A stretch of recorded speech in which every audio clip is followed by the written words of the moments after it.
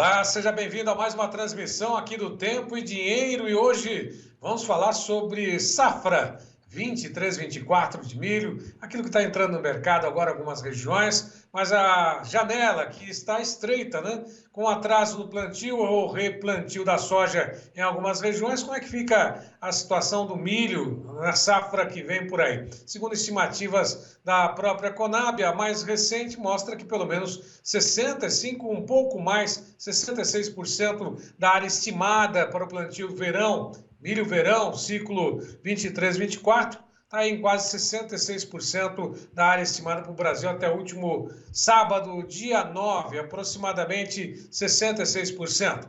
E o que vai acontecer com o mercado? Será que isso tudo vai refletir em preços melhores? A expectativa com relação à safra 23-24, como é que fica? Nós vamos falar com o Roberto Carlos. Rafael da Germinari, que já está conosco, a quem eu agradeço mais uma vez a disponibilidade. Rafael, muito obrigado. Boa tarde mais uma vez. Prazer estar com você e com os assinantes Tempo e Dinheiro. Sempre muito bom estar com vocês. Obrigado. Bom, de alguma forma, o que a gente tem agora é uma estimativa com relação à safra 23-24. O que está acontecendo nesse mercado? Os preços podem reagir, né? Nós temos aí uma safra ainda que ainda está indefinida, né? Porque a soja está sendo replantada em algumas regiões, o plantio está atrasado e a janela 23-24 vai resultar em preços maiores, oportunidades para o produtor de milho aqui no Brasil. Qual a expectativa nesse sentido? Sérgio, na verdade, sem dúvida, pelo menos o que nós passamos aí, principalmente depois de março desse ano, né? Eu acredito que como a gente vai ter, onde março desse ano começou a cair os preços e foram caindo até o início aí da safrinha, né?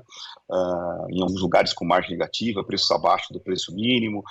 Eu acredito que não vamos ter isso aí no ano que vem, tá? Pelo menos a princípio, no nosso radar, o que a gente está vendo, uma safra total que nós vamos ter aí provavelmente beirando aí seus 120 milhões de toneladas, bem inferior ao que a safra desse ano que passou, números aí entre 132 até 142 milhões de toneladas, né? Então, eu acho que a gente deve ter realmente aí primeiro que a exportação nossa será recorde neste ano, então a gente deve chegar em alguma coisa ao redor de 55 a 56 milhões de toneladas, então realmente foi feito o trabalho de casa, o produtor foi fazendo as suas médias e foi tirando o produto para fora do país, porque não adiantava nada ficar com excedentes, né? Isso que poderia deprimir muitos preços, então houve realmente uma saída muito boa da exportação e vamos ter uma safrinha do ano que vem menor, em função principalmente desse estreitamento da janela de plantio, né? Então, na verdade, a gente tem aí talvez uma redução da tecnologia, a área também deve ter alguma redução, a gente não pode dizer que o produtor também não vá plantar totalmente, porque ele precisa da continuidade na sua atividade, né? Alguns vão acabar arriscando um pouco, mas o problema exatamente do safrinha é o curto espaço para plantio, e nós estamos em cima desse cenário, em regiões aí que provavelmente vão colher soja final de março, quer dizer, com um tempo extremamente curto para se plantar aí uma safrinha. Vai se plantar, vai, mas os riscos estão grandes. Então, a chance realmente de nós termos uma produção aí nesses patamares de 120 milhões, ou bem menor que desse ano, elas nesse momento existem, né? Elas vão se concretizando. Agora, lembrando, na verdade, a gente depende também muito dos preços de Chicago, né, Sérgio? E também do câmbio, né?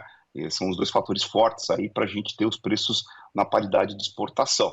Então, nesse momento que a gente vê, é um Chicago na faixa aí de 4,80, né? Já o contrato de março. Então, na verdade, a gente tem aí um cenário onde os preços de Chicago estão mais baixos. Podem até ficar um pouco mais, porque realmente temos um estoque maior de passagem nos Estados Unidos. O câmbio vai depender das circunstâncias das coisas, né? Somente da taxa de juros daqui, taxa de juros dos Estados Unidos. Enfim, eu acho que a gente vai ter, na média, preços melhores do que nós vimos de março para cá. Bom, e geralmente nesse finalzinho... Perdão, Roberto. Geralmente nesse finalzinho de ano nós temos aí, lógico, a comercialização segue um pouco mais lenta, muitos negócios são deixados para 2024, inclusive questões fiscais, né? Mas aí o mercado vai ficar mais lento, os preços podem se acomodar, geralmente no finalzinho do ano, faltando pouco para virada do calendário, 23, 24. Será que isso acontece também ou a gente pode ter alguma surpresa em relação aos preços?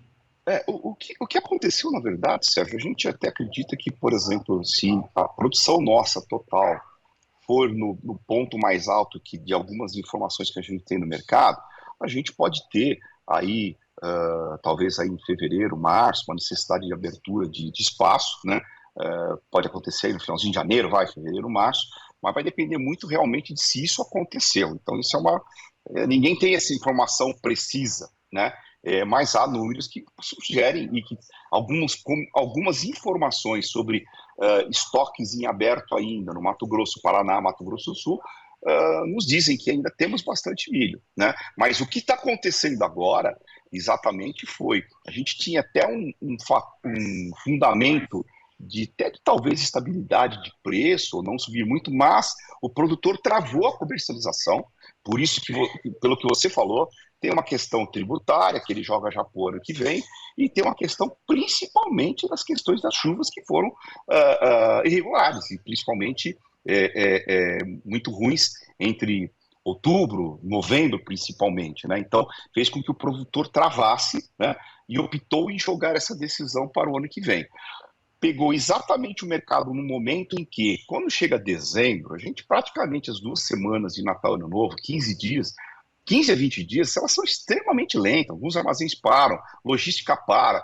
Então, normalmente, entre segunda quinzena de novembro e primeira quinzena de dezembro, existe uma compra para carregar e para receber durante esse período de paradeira, né? E só alguns locais que vão estar abrindo que vão estar recebendo, né?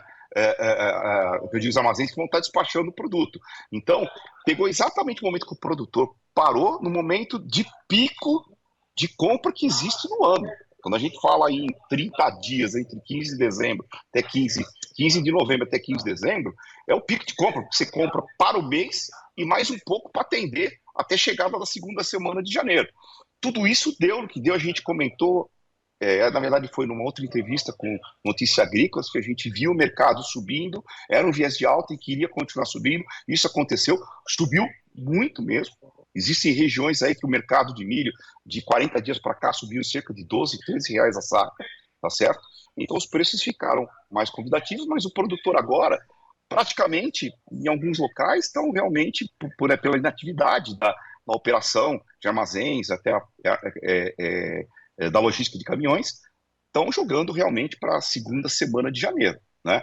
Então aí nós precisamos ver o que vai acontecer depois, se realmente tem a quantidade de milho que ainda se imagina que tem, pode ter algum movimento de necessidade de abertura de espaço, né?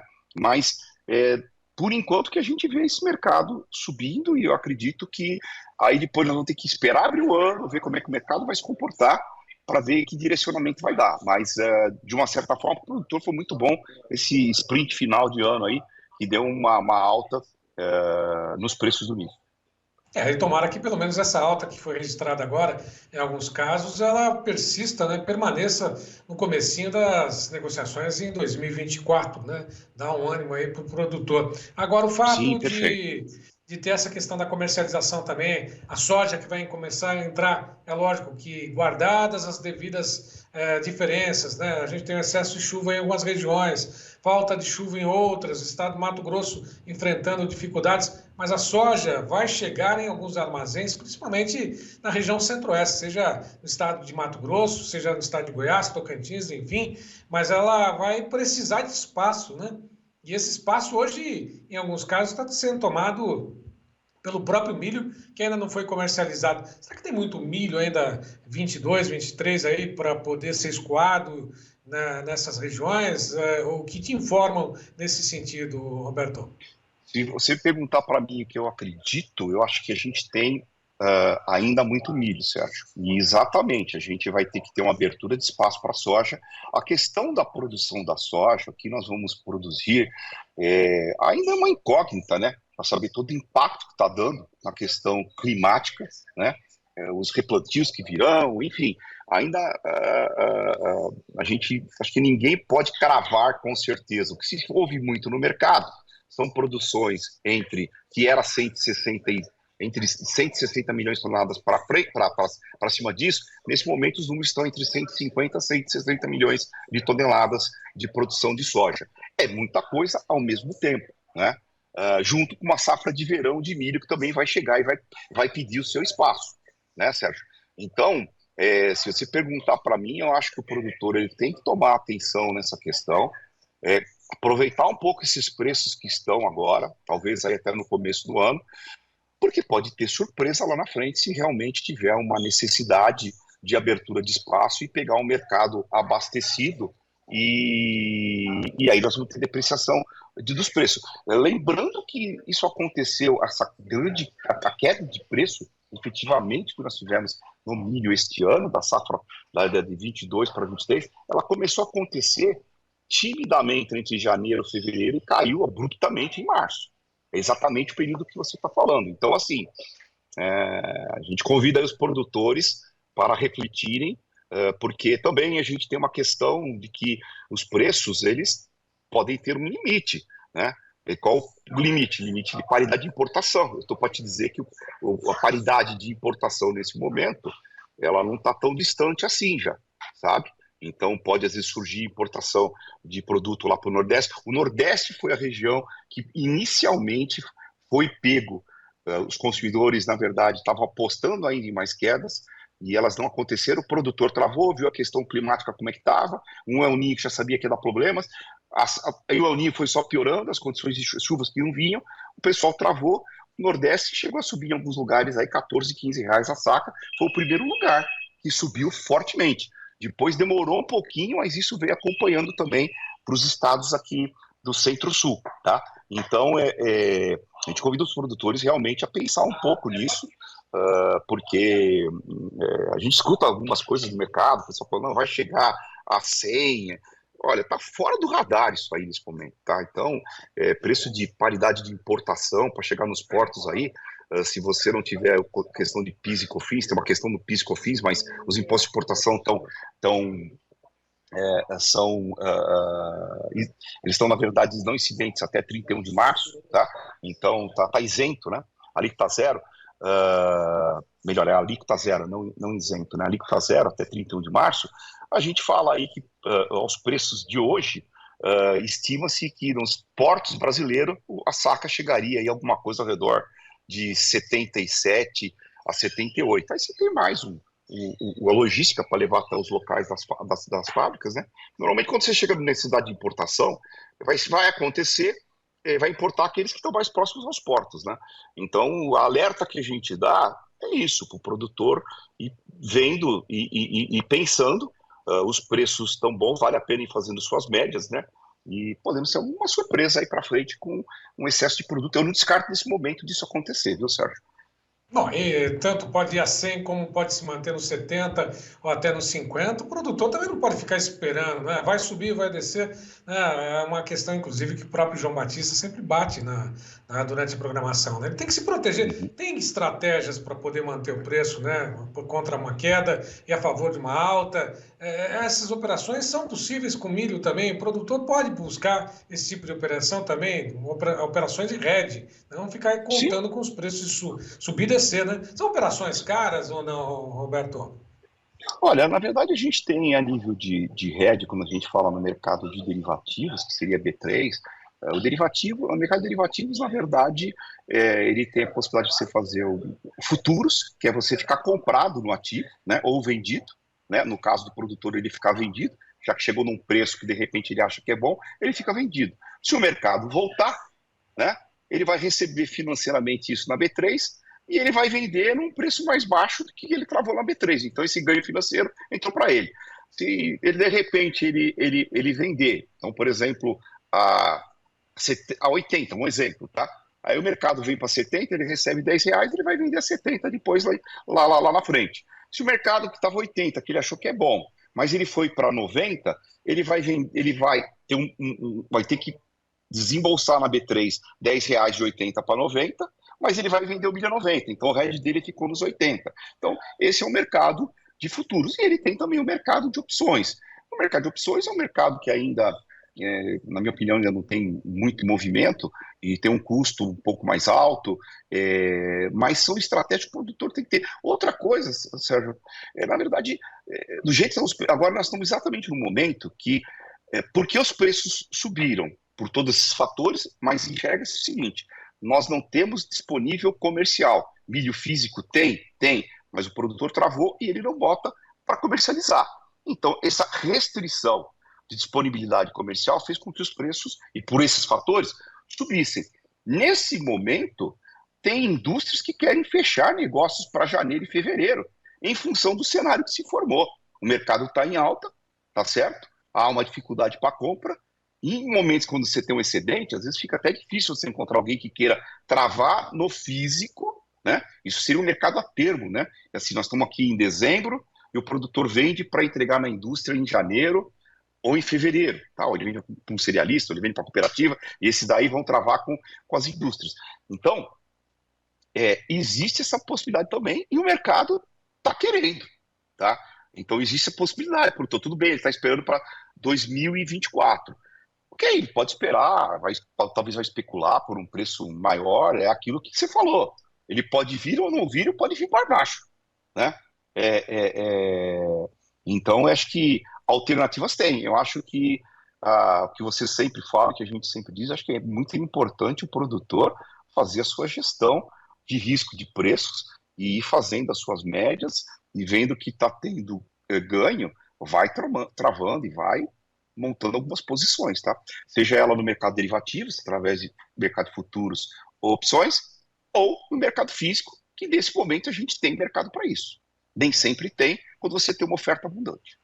Bom, e de alguma forma o mercado, só para poder até acrescentar esses detalhes que logo na abertura nós conversamos, o mercado pode se considerar mercado climático nesse momento, de olho nas chuvas que podem chegar em algumas regiões produtoras aqui no Brasil, lógico, tudo isso atrelado à questão da produção de soja. Nós podemos dizer que o mercado é climático ou ele está sendo técnico observando o clima? Como é que a gente pode considerar esse mercado do milho aqui no Brasil, mercado internacional? O mercado de milho no Brasil está descolado de lá fora, Uhum. tá? Veja que hoje, por exemplo, nós temos aí milho e soja caindo. Milho por conta de trigo numa queda forte, soja também com uma queda aí de 18 pontos, o milho numa faixa de 5 pontos de queda nas telas aí de março para frente, né? Isso tudo fruto da queda do trigo, e tudo isso, uma boa parte do que está acontecendo lá fora hoje é um efeito Milei, né? A desvalorização cambial que teve na Argentina. Né? Então, tudo isso certamente nós vamos escutar no final do dia, que um dos motivos da queda dos preços hoje em Chicago, né, por conta do efeito argentino. Né? E também um pouco a nível de Brasil, em soja, por conta de ver que tem uma perspectiva de um pouco mais de chuva aí pela frente, apesar do clima muito quente nos próximos 4, 5 dias. Né? Agora, no Brasil, o mercado está totalmente climático. É exatamente o que você falou, para mim é climático. O produtor, ele está comprando uma ideia de que vamos ter grandes perdas, e uma safrinha muito mais baixa, e que vamos ter preços melhores lá na frente. O que precisa tomar cuidado é que, mesmo tendo uma produção mais baixa nesta próxima safra, então que não seja 140, venha para 120 milhões, na somatória das 3 safras de milho, nós ainda vamos ter que exportar algo ao redor entre 30 a 35 milhões de toneladas no ano que vem. Devemos ter prêmios um pouco melhores, mas também nós temos aí Ucrânia, Estados Unidos, Argentina, com muito milho. Então, o produtor precisa tomar muito cuidado com informações que às vezes saem no mercado, muito, muito altista. Tem que analisar todos os lados, todas as informações e acompanhar, né? E se tiver preço bom, então vai fazendo as suas médias aí, porque acho que é a melhor alternativa, né, Sérgio? Mas o mercado brasileiro está descolado totalmente do mercado lá fora, e em função do. Se tivesse tido, se houvesse 2 chuvas aí de 50 milímetros a mais no mês de novembro, provavelmente nós estávamos com um mercado totalmente diferente do que é hoje. Totalmente, né? Bom, ainda só para poder finalizar, Roberto, você falou do efeito Milei, né? Antes de anunciar essas medidas econômicas, desvalorização do peso, enfim, né, para poder tentar colocar ou reestruturar a economia da Argentina, que vai durar ou vai demorar um bom tempo, segundo o próprio Milei, ele suspendeu também as exportações de grãos, né, temporariamente. Agora, a Argentina, com toda essa expectativa, ela pode eventualmente se transformar em uma grande parceira ou grande concorrente no Brasil, nesse sentido, derrubar os preços caso voltem às negociações normalmente. Qual que é o efeito mesmo da Argentina sobre o mercado de grãos, principalmente no milho aqui no Brasil? Tem uma pressão muito grande, pode eventualmente avançar nas exportações e, não digo tomar um espaço, que tem demanda, se tem demanda, vai onde tem oferta, né? Mas ocupar o espaço do Brasil nesse sentido, exportação de grãos, principalmente milho, não? Ele vai ser totalmente Argentina esse ano, com um ano que eles devem produzir bem, esse que é o fator principal.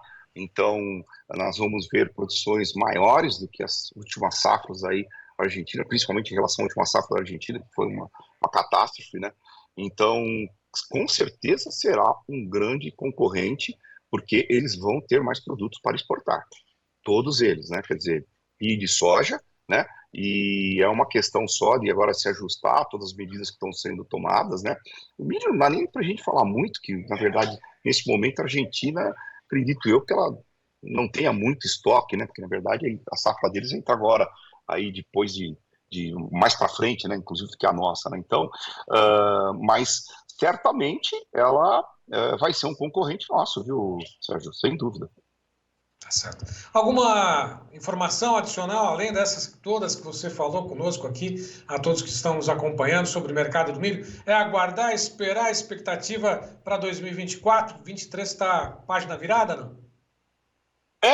Nós somos praticamente tem mais uma semana, e praticamente entregas aí depois do dia 22 vão ser muito fracas, e então o produtor está fazendo isso, né, Sérgio? Mas ele tem que ficar aí no mercado, porque de repente pode ter uma oportunidade boa de alguma empresa que está querendo comprar, já travar seus preços para janeiro e fevereiro, como eu disse que há neste momento, ele já pode pensar em já travar alguma coisa, tá? Agora, tenho sentido muito produtor, e faz todo sentido por conta dessa questão climática, questão de atraso de plantio de safrinha e tal, de que ele está especulando em cima dessa questão, né? Mas é aquilo que a gente falou lá para trás, você tomar cuidado, porque às vezes você pode ter um preço bom e depois não tê-lo lá na frente. Então, de repente, acho que é aproveitar esse final de ano para de repente ver alguma coisa para entregar aí em janeiro, fevereiro, se o preço para ele for conveniente, ou ele acha que tem que esperar um pouco mais. É o que a gente falou aqui, que eu acho que você falou, eu falei, que acho que vale a pena o produtor ir vendo esses mercados aí, talvez fazendo as suas médias e travando alguma coisa, tá? Eu quero te agradecer mais uma vez pela participação e disponibilidade. Deixa um abraço aqui de toda a equipe, para a sua equipe aí da Germinari. E, lógico, 2024 está por aí e muitas conversas dentro daquilo que você puder, tiver disponibilidade de tempo, conversar conosco aqui. Eu te agradeço pela parceria esse ano 2023. Espero que 2024 seja repleto aí de bons lucros, uma bela de uma colheita nos resultados que você, né, daquilo que você semeou agora em 2023. Legal, Sérgio, eu que tenho que agradecer muito a oportunidade de estar com vocês, tá certo? Vamos estar sempre à disposição a qualquer momento. O trabalho de vocês é fantástico, é onde o produtor acho que tem como a melhor referência de mercado, e que isso continue cada vez mais. Vocês merecem pelo trabalho, pelo conteúdo que é gerado, e o produtor também torcendo, né? A gente torça para que a gente tem que ver outro lado, né? Imagina aquele produtor que não está conseguindo plantar, está vendo prejuízo chegar. A gente espera que as coisas melhorem para que pelo menos o pessoal tenha produção, e também a gente tenha aí uma condição também de preços melhores. E se tiver que quebrar, que quebra é safra americana, né? A nossa não, né? Mas é lógico que a gente também não é um negócio para a gente rogar isso para os outros, mas enfim, a gente tem muita coisa para 2024 ainda, inclusive toda uma safra americana, todo o hemisfério norte ainda a ser plantada aí a partir aí do mês de março, né? Então, todo ano é uma história, todo ano é um aprendizado, e é um prazer sempre estar com vocês aí. Prazer é todo nosso. Te agradeço mais uma vez. Até uma próxima. Até a próxima. Um abraço. Obrigado. Bom, por aqui ficamos com esta entrevista. Você vai poder resgatar todas essas informações. Logo mais vai estar disponível também no Tempo e Dinheiro, no Clube de Assinantes. E, lógico, a gente vai deixar um pedacinho dessa entrevista para que você possa resgatar todos os detalhes que Roberto Carlos Rafael da Germinari falou conosco nesta tarde. A todos, nosso muito obrigado e até a próxima.